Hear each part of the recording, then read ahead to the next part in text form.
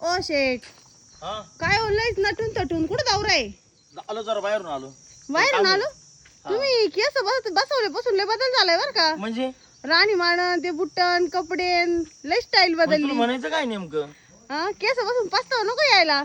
हा? यायला. लक्ष ना काय ठीक अरे दिसेना. म्हातारा झालो मी. हे बाई पिकली माय कमेंट येते पिकली म्हातारा पण- म्हातारा म्हातारे. पण आता ते नॅचरल काळे काही शंका नको करीत करायसाठी तू. नाही नाही आता ते केस जे पांढरे झाले ते नॅचरल काळे करायसाठी ते बियाण आणल्यात किती काय काय नखरे चालू आहे असं तुमचे. कशाने काही होत असतं का?